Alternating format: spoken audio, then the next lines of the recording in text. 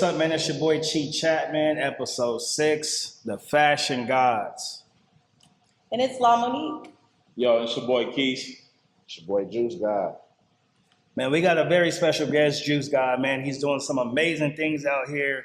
His brand's incredible. The quality, the manufacturing, the whole 9 yards. You know what I'm saying? So we're going to dive into his brand. But first, we just going to kind of get to know who he is as a person. And then we'll get to the brand, man. Juice God, what's good, man? Standing, man. Appreciate y'all having me. Absolutely, man. Thank you for coming and taking time out your day to come fuck with us, man. Yes, sir. That's love. I appreciate the opportunity. Absolutely, man. For the people that don't know Juice God, man, where you from? And let's kind of talk about your upbringing. Yeah, for sure. So I'm from the west side of Phoenix. Like, depending on what or who you talking to, some people call it the Avenues, some people call it West Phoenix, but that's where I'm from 6th, 7th Avenue. I've been doing this for like 9 years now. That's what's up, man. Yes, I was 16. That's what's up. Oh, yeah. Let's talk about that West Side culture, man. Because when we go to the West Side, you know, I got a lot of family from the West Side. Yeah. Us being from South Phoenix, we never really ventured on the West Side like that. Yeah. Besides Rolero, Castles and Coasters, Yeah. The State Fair. I mean, we would consider that the West Side. Okay. You know what I'm saying? Yeah. Places like that. A couple different strip clubs on the West Side. Yeah, for sure. Let's talk about that West Side culture, man. Okay. I would say it's really so like West Side, you got West Side Window. You know what I mean? You got more mom and pop shops for real. Rolero, like you mentioned, it's a big one. It's kind of like what you said, like with the West Side and the South Side is really segregated. Like don't nobody really, you know what I mean? Yeah, so, for sure. Because I know me, like when I was growing up, I was like, I'm not going to the South Side. I got to go over there for it. So, sure. But I got like my little brother, he's from the South Side, like he's from Broadway. So I'm like, all right, I got to go over there for that. But other than that, I was like, I got no business over there. Yeah. But I would say it's cool. Ain't really too much. Like you got Rolero, like you said. Castles and Coasters. We wasn't going to Castles and Coasters. We wasn't. We had Rolero. That's really it. Westgate, we would hit. One-on-one, the movie theater right there. You know, when we was little, but shit, it was really just us being badass kids running the streets for real. Yeah, well, Metro Center was cracking and Desert Sky. See, I'm not that old. Okay. I'm not that young. Showing our age right now. I'm just saying, like, my mama used to tell me, like, you know, Metro Center used to be cracking. I'm like, okay, that's what's up. We wasn't going there. We was going to Desert Sky. Okay. Desert Sky and Arrowhead. And then, you know, if you ventured off, you would go to Mills, but again, for we sure. going to Desert Sky. Sure. That's what's up, man. What was your upbringing like, man? Siblings? You got a single parent household, or did you have both parents in the home? Yeah, so single parent household. So my mama held it down. I'm the oldest, so it's me, my sister, my brother on my mama's side, and then my brother and sister there on my daddy's side. So I didn't see them too much, but typical single parent household, you know, hard or whatever. We wasn't like dead ass broke, but we had to make ends meet, you feel me? So watching my mama struggle, like shape me into the man I am today, you know what I mean? So it was really just trials and tribulations. My mama was a kid raising a kid, you feel me? So I learned a lot from her, she learned a lot from me, and then I appreciate the woman she is, for real. Absolutely, man. That's a blessing, bro. That's a blessing. Hey, how elementary dynamic? Middle school, elementary. That was bad as hell. That was bad. I ain't gonna What was lie. the type of shit you was over there doing, man? Fighting. So we was fighting in elementary and middle school. Like I remember one time we had started I don't want to call it a gang war because I'm a non-affiliate, but it was a race war. So it was black versus Mexicans. Yeah, we did that. That shit was crazy. And all started because the homie, he a Mexican or whatever, but he rolled with us. So, you know, certain people didn't like that. It was a whole middle school ordeal, whatever. Police came, shut the whole little block down. It was cool. Like now that you're older, you can talk about it, but that shit not cool. Like, that shit not cool. But it was straight though. So like I'm from 7th Avenue. So everything that I did was on 67. So my middle school, my elementary school, the high school, the whole lot. But it was, I don't know, like it was fun. Like now that I'm older and I can talk about it, but as a kid, like that shit not cool. Absolutely. You know what I mean? Put ourselves in situations like that just to be like, for what? So absolutely. It was thorough though. What was high school like, man?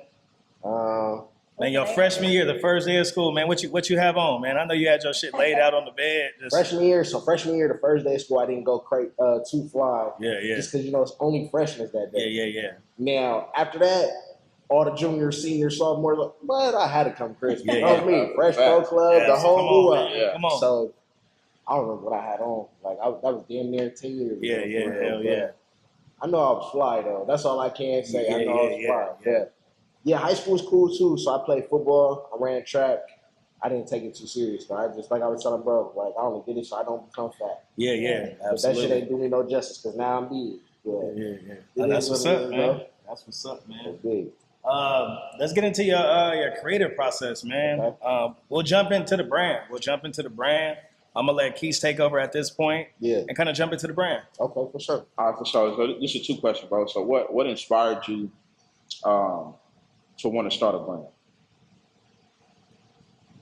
I just like getting dressed. Okay. Yeah, so like freshman year, like I used to hound my mama like, "Mom, I gotta go to raw school, give me some Tommy draws, you know what I mean, an MK belt, everything like that." And then one day I'm just like, I'm spending all this money because I found out Tommy Hilfiger was racist. Yeah. So when I found that out, I'm like, I'm putting all this money in this man's pocket, like I should do something. Facts. And then I feel like that was like really my spark, and I was like, all right, cool, I'm gonna do that. So yeah, that's where like inspired the fashion aspect, but not the business part. Okay, for sure. So what and that's the inspiration. But what actually? I mean, well, you answered my question. You answered both questions though. But how do you feel? It's another question. How do you feel about fashion today and where it's going? It's weird. Man, okay, Absolutely. All right, Hella weird. Okay, we on the same page. Yeah, it's weird as fuck. Like, Yeah. I just made a post about this on my personal page. I said I guess the new fashion trend right now is like everybody to look homeless. Oh yeah. Like you got yeah. ripped up shirts, you got burn marks and strip like Yeah. what you own. Like No, for that's sure. crazy. So I mean, that's what the streets want. That's what I got to give them. But I hear you. in the same breath, like I'm not giving y'all everything y'all want. You feel me? Facts. So I'm just like, but I think it's weird. Yeah. Okay. I think, Yeah, we on the same page. Absolutely. yeah. So, question for me: your designs have a distinct identity. What experiences or influences have shaped your creative vision the most? I would just say expressing my free will. Yeah. So like a lot of the stuff as a business owner, you can't really say. So I just put it on clothes.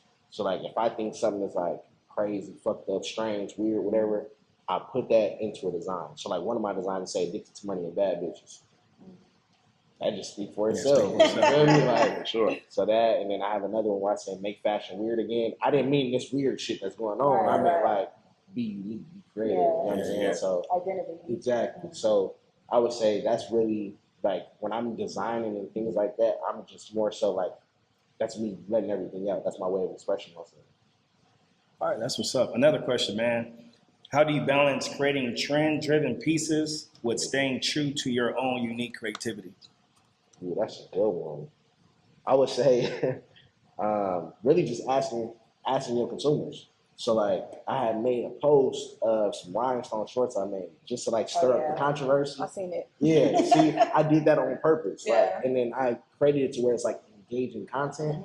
So I'm gonna make the piece or what y'all think about it. Like I may not never drop it, but I at least brought something like as far as the conversation started. Yeah. And just like that, it gives people the open capability to be like, okay, I like this, I don't like this, and start a conversation rather than people just being like, oh yeah, he just a random business owner, he don't really fuck with that guy. Yeah, for sure. That's how you got on here too. 'Cause Exactly. I commented, I was like, hell, I'm tired of it. Yeah. And that's a great way to like social listen and get feedback. So yeah, you're definitely right.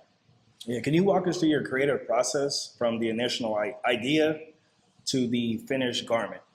Honestly, I wish I could. Because it's like, I'd be so all over the place. Like, so many people would tell you, like, I'll start something. I'm like, nah, I'm not fucking with it. And I'll start with something else. And then I come back to this and I'll mix it. And I'm like, nah, that's ugly. Like, it's just crazy. But as far as, like, I start a design, like, I have a general idea.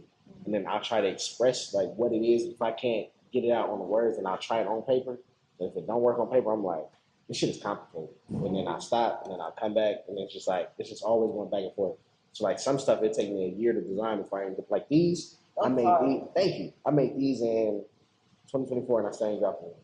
Oh, damn. On the ones. Yeah, It's I mean hard. they're gonna drop this year, but I got to get them right. Right. So I got to get them right. So like the sizing on them, I got to fix with these, and they got a matching jacket too. So it's like a whole little denim okay, set. for sure. So yeah, so it's Drop some that shit with I us be wearing. first. I got you. I So you got you. feel like to piggyback off that. So you feel like you can't give it to the people unless you like Yeah, to a certain no. extent. To a certain extent. So Okay. like as far as design wise, I've dropped some stuff that I don't even like for real. Oh, shit. So like okay. that, so the addicted to money and bad bitches shirt. Yeah. I didn't even like it at first. Like I was like, it's cool, but I feel like it's missing something. I just wanted to keep adding.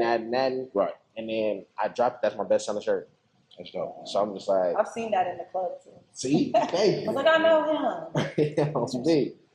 So what would you describe your fashion sense? I would say old school, like early 2000s. Yeah, 90s, yeah. early 2000s. Because like I still wear baggy clothes. You feel me? And like the homies, they get on me. They be like, "Man, you got on an uncle outfit, and Like, Yeah. bro, I'm comfortable." this Yeah, ain't yeah, good. for sure. Like I'm fly, but I won't be matchy then. Yeah. Yeah, So like yeah. I'll break some stuff up. So like Right. yeah, the brown complementary greens and stuff like that. I'll use earth tones to break everything up to like help my fashion stuff like that. But I would say like I'm very like kind of traditional when it comes to Absolutely. my fashion sense. That's what's up. Who are some of your fashion inspirations? It can be it can be underground, it can be mainstream. It's a lot of people doing some great shit out here. Fab for sure. Moneybag Yoga been doing his thing.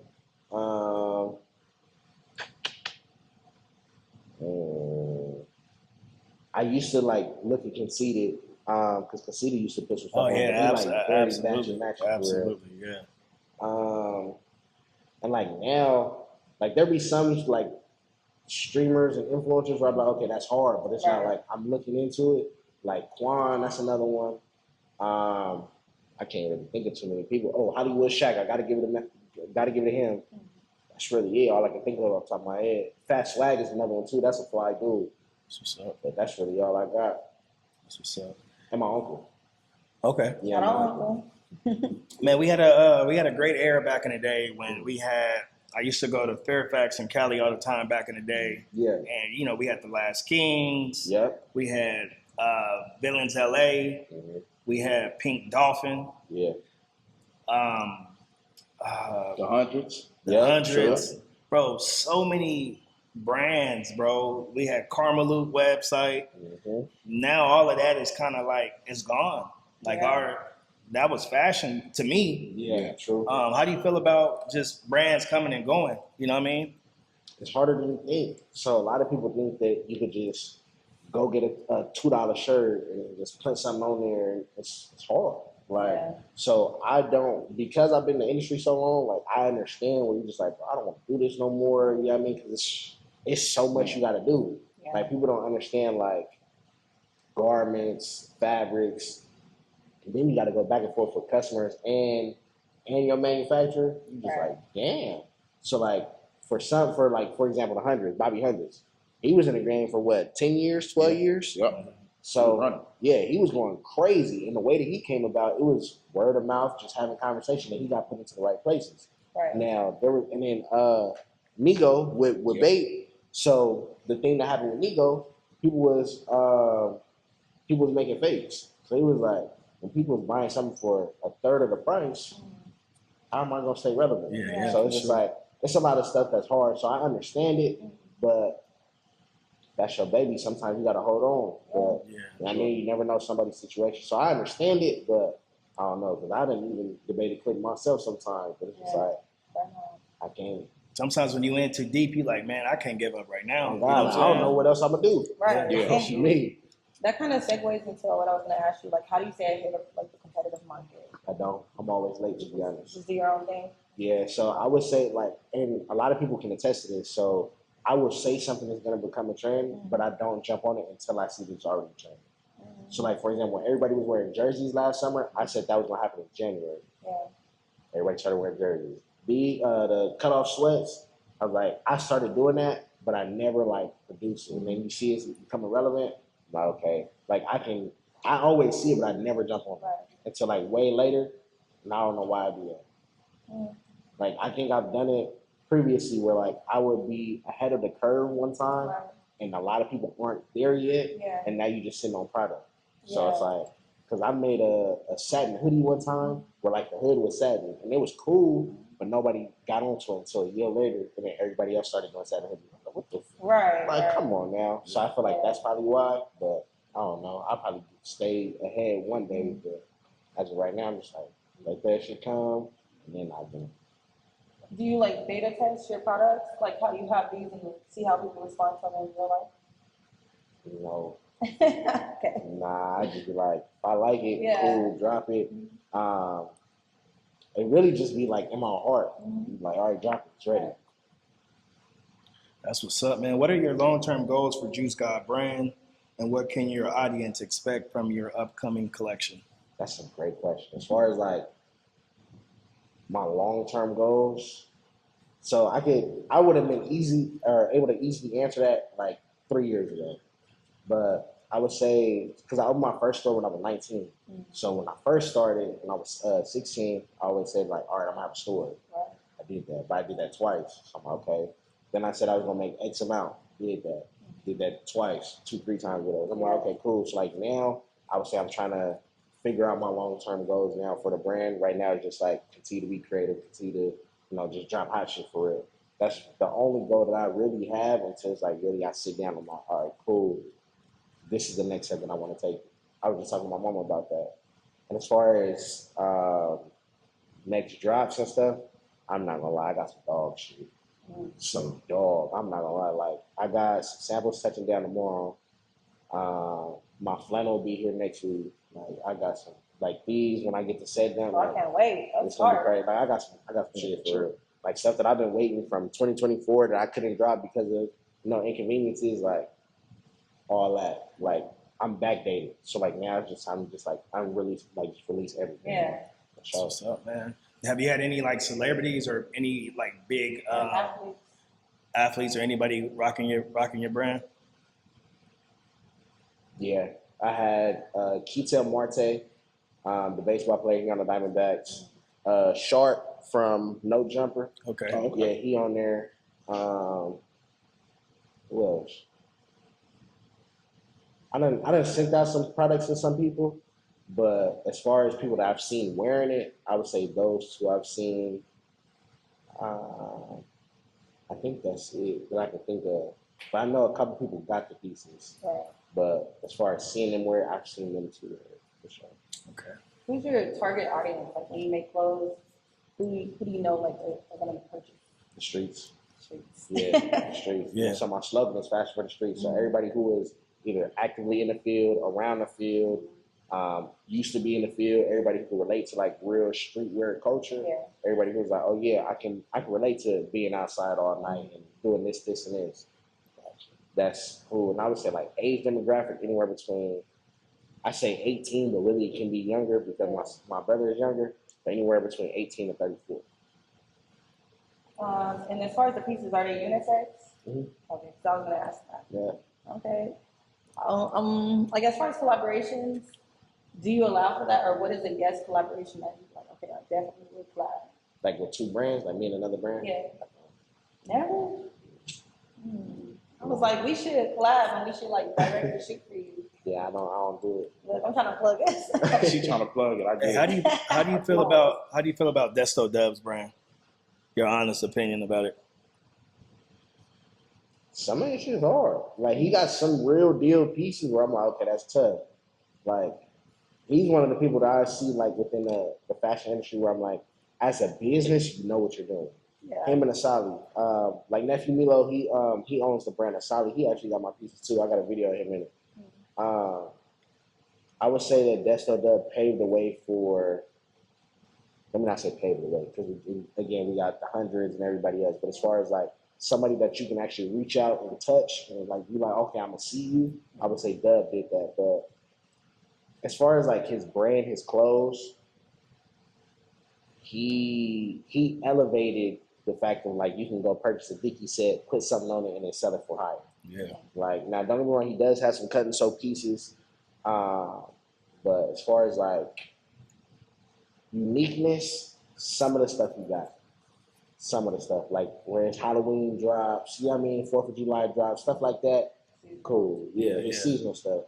But for the most part, it's just slogan on there, and everybody going crazy. I can't knock you for that. Right. Yeah. It's work, huh? Don't God, Business. work. If He it work, definitely eating off of it for sure. Yeah. Yeah, definitely. and it really started because of the skit that they did. The police officer saying, "Damn, that's an awful lot of cough syrup," and it's catchy. Yeah. Run with it. Oh God, run with it. Yeah. That's what's up. There's a couple other artists that I fuck with their brands. Like I like Larry June shit. Mhm. Like if he drops some shit, I may order something. Yeah, I'm a big fan of Joey Fat's Cutthroat. I ain't never It's, seen it. it's nice. It's I fuck with his shit. I like G Perico, just the blue t-shirt shit. You know what I Yeah. mean? So do you like it for the actual clothes, or do you like it for the person? I would say for the clothes. Okay. For the clothes for sure. I'm a for the brand person. Like, Yeah. if you got a good brand story and it just like really correlates with what I want to see and it's aesthetically pleasing, I'll purchase it. Okay. For sure. And then Jet Life too. I like I heard currency Jet shit. Life. Jet Life been going crazy. They shit is crazy. Yeah. I done looked at a lot of their stuff. I'm like, damn. Yeah, he wow. stepped it up, man, because when he first started doing it around like Larry and Joey Fats, his it wasn't like no good quality. He wasn't getting it from no manufacturer. I think he was either doing screen printing, Yeah. DTF, DTG, but he stepped it up. I think he blowing past Larry right now, and he blowing past Joey Fats. Cutthroat is a good, man, that shit is a good brand, bro. Like Really? to see like street niggas eating off merch, Yeah. Mhm. nigga, like he ain't gotta make no beats no more. He ain't gotta Mhm. they ain't gotta rap it. This is just a hobby now. But if you eating off merch, Might as well keep it going. man, you know what I'm saying? He be posting his Shopify Oh yeah, the sales and numbers. stuff. I Yeah. be like, God Yeah. damn, Yeah, I ain't gonna you lie. did that in an hour? Yeah, I ain't gonna lie. Nigga, You seeing that is saying? just like Yeah. it's crazy. Yeah. Like I done seen like just hearing that noise, that Shopify cha-ching, it's a different feeling on God. Like you just be sitting there chilling, you hear you like, oh, I gotta go do something now. Yeah. So it's smooth. Sure. Yeah, I like that. That's what's up. So what's next for the brand, bro? What's next for you? Really just dropping the two pieces that so this is one of them. So it's like the process of healing the dopamine, and I put some eyes on there. So this is one of the drops. I'm gonna drop this on August 7th, so that's my mom's birthday. Aw. And then I got some shorts. They call Saint and Center shorts. So that's what I was just doing a photo shoot for. Yeah.